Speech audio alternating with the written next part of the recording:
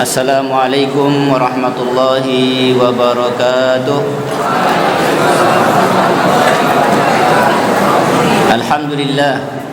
Alhamdulillahilladzi hadana lihada wa ma kunna linahtadiya laula an hadana Allah.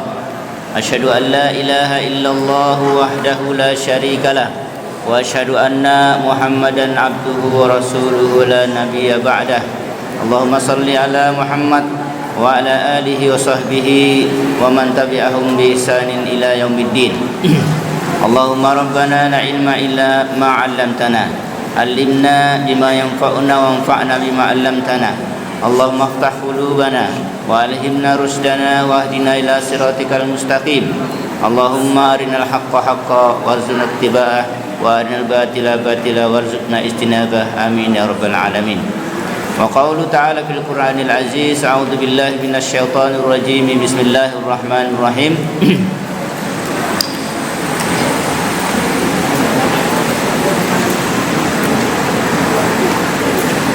Ya ayyuhalladzina amanu istanibu katsiran minadh-dhanni inna ba'dadh-dhanni itsam wa la tajassasu wa la yaghtab ba'dukum ba'dha ayuhibbu ahadukum ay ya'kula lahma akhihi maytan fakarihtumuh fattaqullaha innallaha tawwabur rahim. Amin ya rabbal alamin.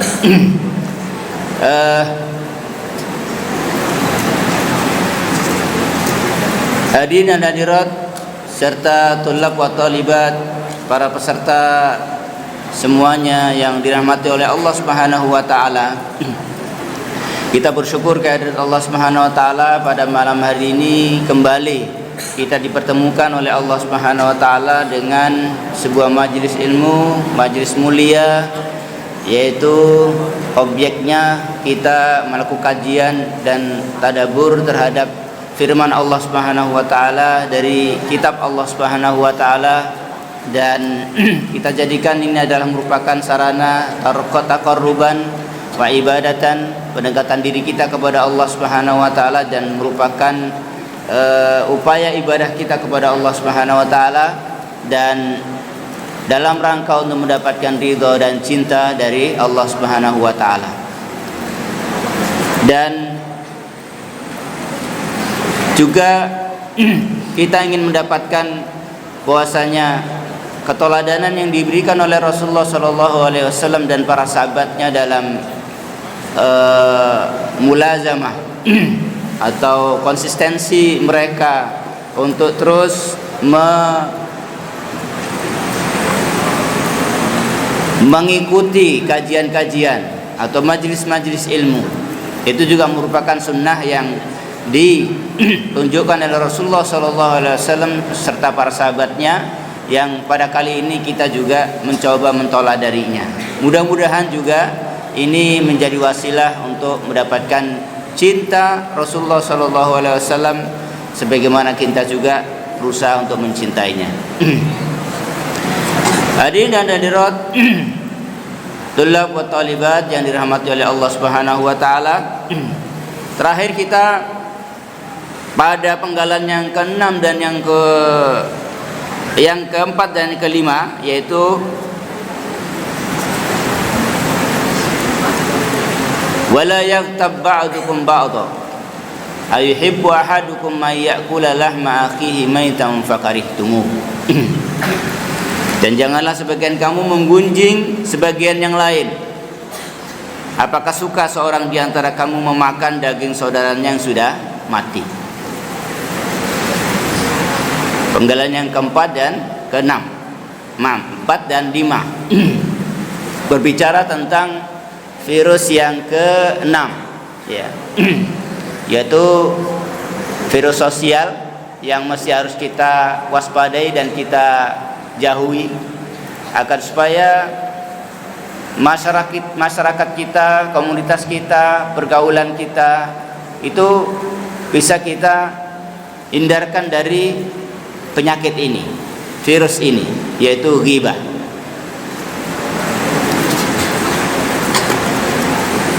Di dalam tafsir Ibnu Katsir ada penggambaran, beliau mengatakan terkait dengan penggalan yang keempat dan kelima ini, itu Allah Subhanahu wa taala memberikan gambaran dan sekaligus juga dalam bentuk pertanyaan dan sekaligus juga meminta jawaban kita,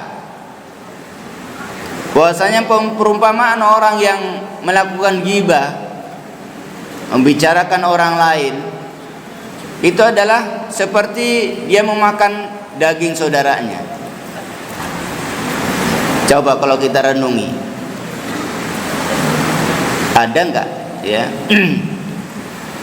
di antara kita yang memakan daging bangkai daging dari saudara kita? Tentu tidak suka. Di sini ditegaskan lagi oleh Allah Subhanahu wa taala dengan firman-Nya ini, dan juga dikukuhkan dengan berbagai hadis-hadis. Dikukuhkan juga dengan berbagai hadis banyak. Itu menunjukkan kepada kita bahwasanya secara natural saja kita sudah membencinya. Maksudnya membenci, jijik, kita merasa jijik untuk memakan daging bangkai dari saudara kita. Ya. Maka secara agama ya, ini dilarang. Ya. Kalau kita bicara tentang hakikatnya gitu kan, karena memakan daging saudara kan, kalau betul-betul lah gitu memakan daging saudaranya kan haram kan. Kayak gitulah. Jadi secara natural itu dibuat oleh Allah Subhanahu wa taala kita itu jijik. Kemudian yang kedua, secara agama itu kemudian ditegaskan sebagai sesuatu yang haram. Gitu. Itu disampaikan oleh Ibnu Katsir. Kemudian di antara ulama itu ada yang membicarakannya dan mendiskusikannya terkait dengan apakah ghibah itu termasuk dosa besar. Apakah ghibah itu termasuk dosa besar? Dosa besar. Iya. Jadi ternyata menjadi ijma para ulama. Ini saya kutip dari kitab Tashil li Ta'wil Tanzil, tafsir surat Al-Hujurat, yang disusun dan ditulis oleh Mustafa bin Al-Adawi. Jadi beliau mengemukakan di sana sebuah pertanyaan, apakah ghibah termasuk dosa besar? Beliau di sana menyampaikan bahwasanya ijma' ulama berdasarkan dari literatur dari Qurtubi dan juga dari Ibnu Hajar Al-Asqalani, itu ijma' ulama ya, bahwasanya ghibah adalah termasuk dosa besar. Yang saya akan sampaikan di sini yaitu dari Al-Qurtubi, yaitu tidak ada perbedaan di antara ahlul ilm. Ya, tidak ada perbedaan di antara para ulama bahwa ghibah itu termasuk dosa besar. Dan orang yang melakukan ghibah itu hendaknya bertobat. Makanya di ujung ayat itu ya, fattaqullaha innallaha tawwabur rahim. Ya. Di sana ada kata-kata fattaqullaha innallaha tawwabur rahim. Takutlah kepada Allah Subhanahu wa taala, sesungguhnya Allah Subhanahu wa taala itu adalah penerima taubat dan penuh kasih sayang. Begitu juga pendapat Ibnu Hajar Al-Asqalani ya. Berdasarkan bobot ancaman daripada hadis-hadis yang berbicara tentang tercelanya dan dosanya ghibah ini, itu beliau berpendapat menunjukkan bahwasanya ghibah adalah merupakan dosa besar. Cocoklah kalau sekiranya Allah Subhanahu wa taala itu kemudian mengakhiri, mengclosing firman Allah Subhanahu wa taala tersebut ketika sesudah berbicara, wala yaktab ba'dukum ba'dha ayuhibbu ahadukum ya'kula lahma akhi maitan fakarihtumuhu. Kemudian diingatkan wattaqullah. Kemudian di sana Allah Subhanahu wa taala mengatakan innallaha tawwabur rahim.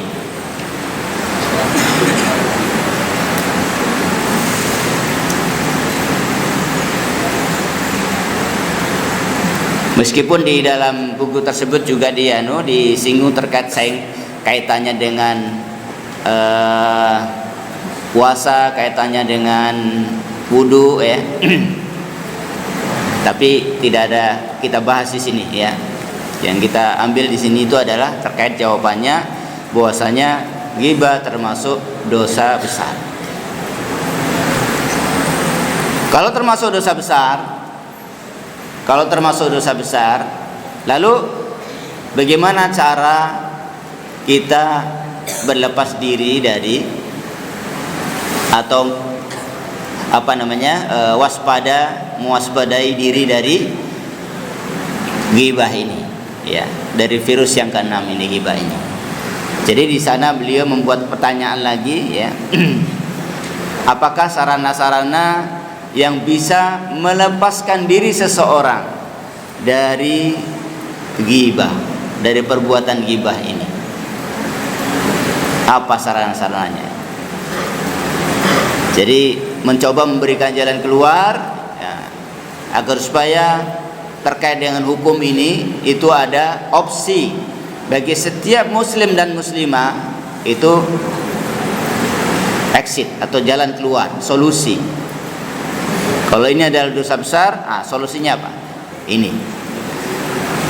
Jadi ini beberapa sarana untuk melepaskan diri kita dari perbuatan ghibah ini.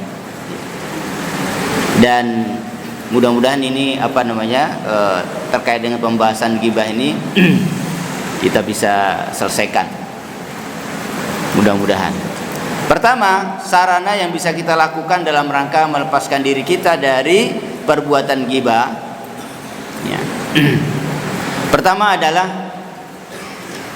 memohon pertolongan kepada Allah Subhanahu wa taala ya, agar supaya membuka dan memberikan tahu kepada kita tentang penyakit ini ya, penyakit ghibah ini, dan menjelaskan kepada kita ya, bahayanya. Saya pikir melalui majelis ini kita sudah menyampaikan juga secara panjang lebar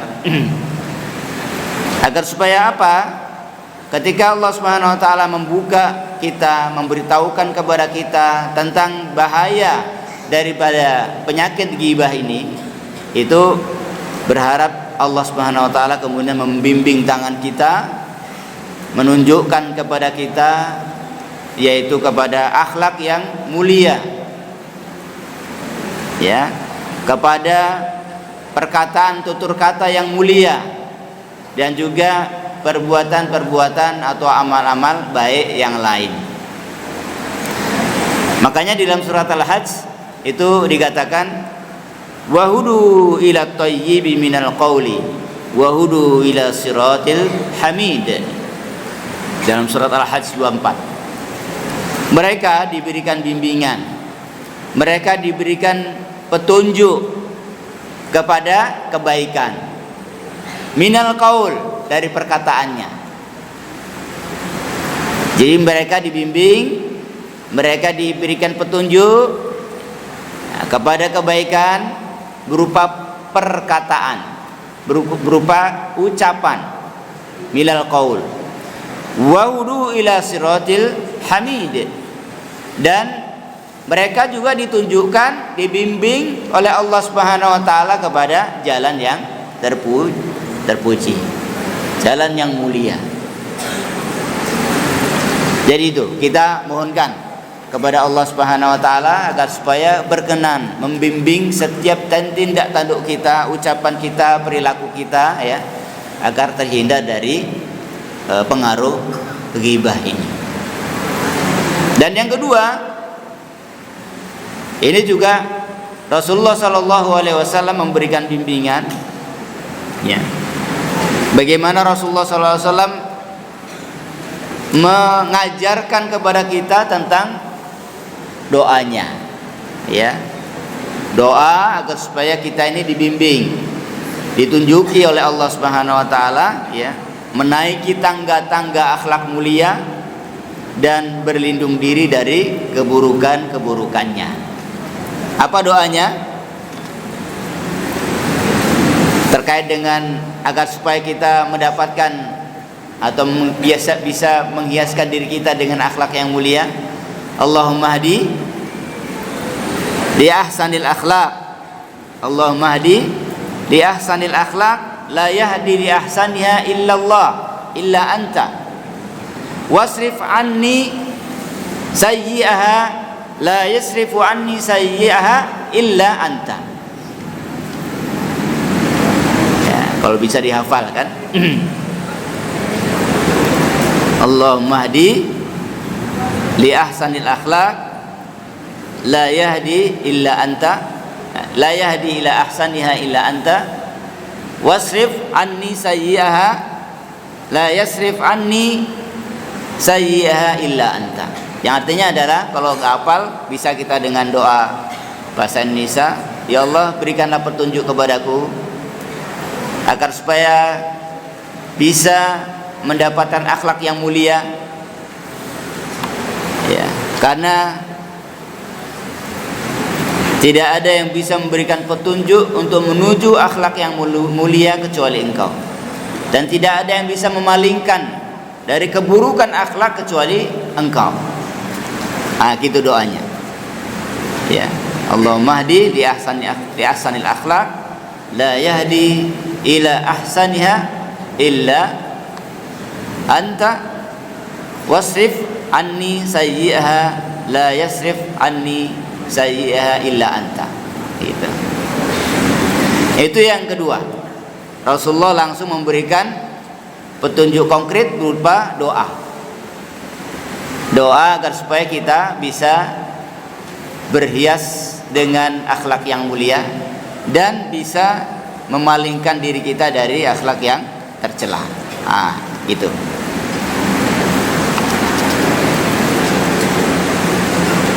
Hafal doanya? Mau kita lafazkan bersama? Ayo ikuti ya. Allahumma hdi, Allahumma hdini li ahsanil akhlaq, la yahdi li ahsaniha, la yahdi li ahsaniha illa anta. Wasrif anni sayyi'aha, la yasrif anni sayyi'aha illa anta. Allahumma hadini li ahsanil akhlaq, la yahdi li ahsaniha illa anta. Allahumma asrif anni sayyi'aha, la yasrif anni sayyi'aha illa anta. Amin ya rabbal alamin. Yang ketiga, wasilah atau sarana yang ketiga yang ditunjukkan kepada kita oleh salah seorang ulama di dalam kitabnya tadi, At-Tahsil li Ta'wil Tanzil. Sarana yang paling baik di antara sekian sarana itu adalah untuk melepaskan diri kita dari penyakit ghibah ini, itu adalah muraqabatullah. Muraqabatullah itu adalah merasa kita diawasi oleh Allah Subhanahu wa taala. Jadi sarana yang terbaik itu adalah kita merasakan diri akan pengawasan Allah Subhanahu wa taala dalam setiap waktu, di dalam setiap tempat, ketika sendiri, ketika ramai, ketika sunyi, ketika ramai dalam keramaian, ya. Dan ini terus kita latih dalam diri kita, dalam keseharian kita,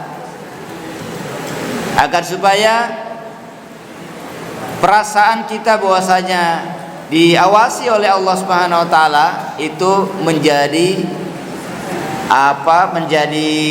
pengendali bagi setiap tindak tanduk kita, perilaku kita, dan perkataan kita. Yaitu muraqabatullah. Kita merasa diawasi oleh Allah Subhanahu wa taala.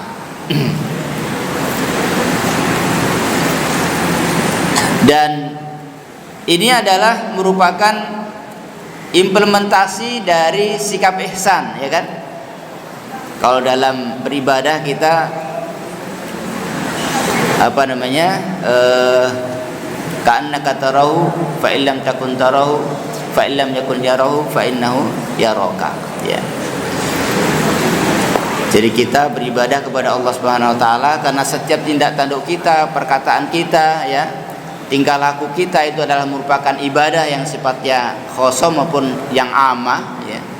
Mahdoh wa ghairu mahdoh, ibadah, ya.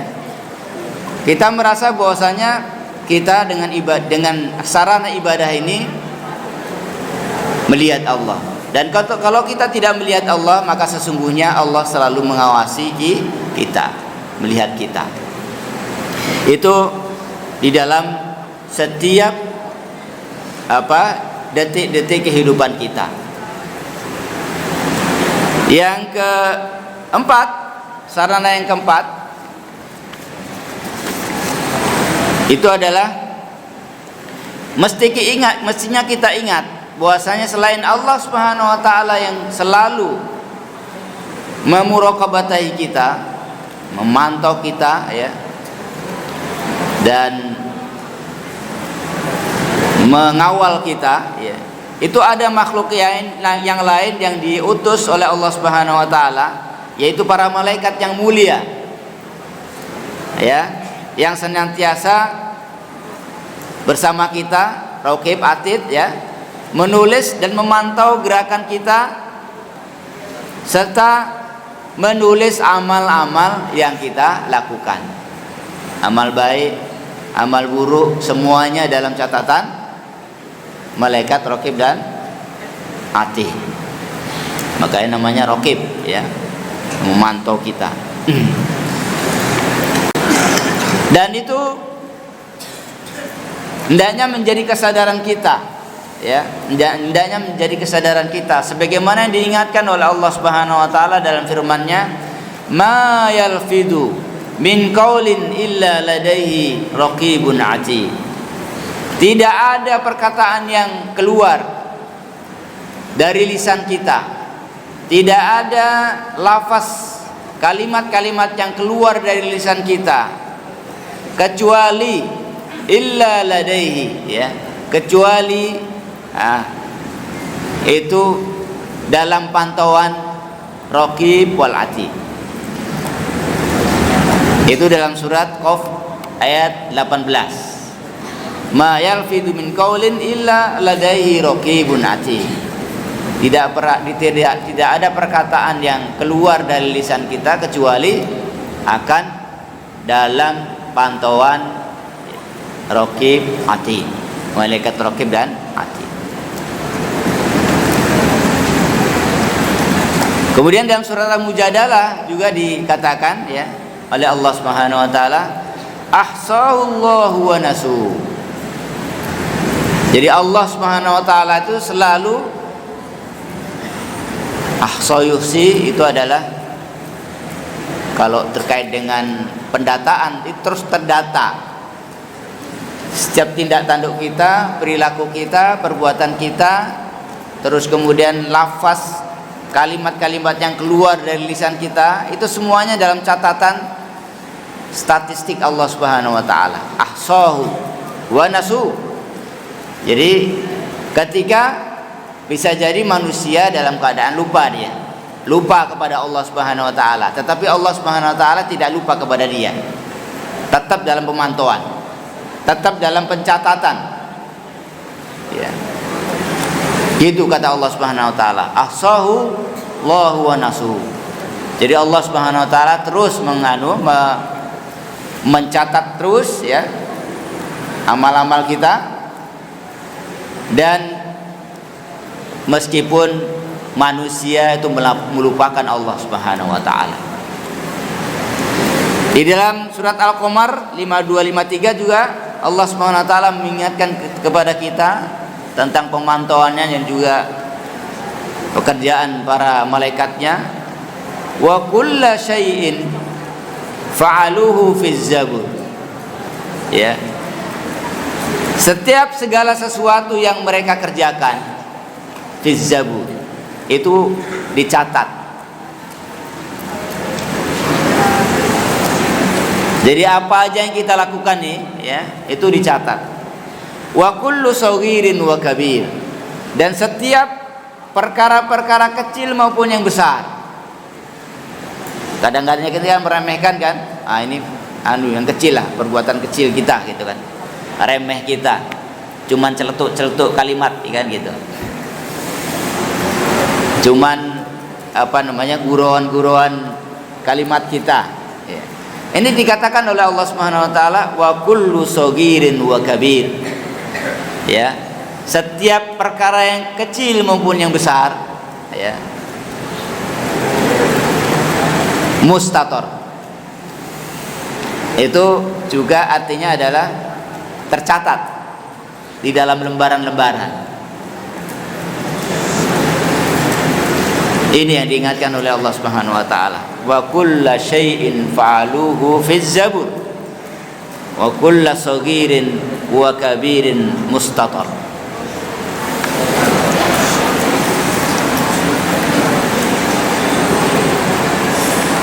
Jadi itu melalui para malaikatnya Allah Subhanahu wa taala terus mencatat ya amal perbuatan kita, perkataan kita, tingkah laku kita ya. Di dalam sepi maupun dalam keramaian,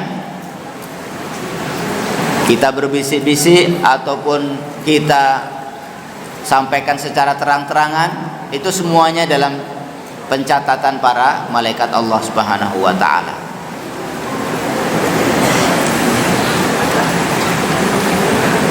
Yang kelima, sarana yang disampaikan oleh salah seorang ulama kita, yaitu kita hendaknya mengingat bahwa pada lisan ini ada bahaya lisan yang mesti kita waspadai. Pada lisan kita ini ada bahaya lisan yang harus kita waspadai. Karena bisa lisan yang terpleset, entah dengan membicarakan orang lain atau kita membuli atau kita mengejek saudara kita, itu membuat pemilik lisan tersebut itu kemudian menjadi berbuat dosa, menjadi dianggap berkata-kata dosa ya. Makanya anjuran beliau itu adalah sedikit bicara yang tidak bermanfaat dan berpalinglah dari perbuatan yang sia-sia atau perkataan yang sia.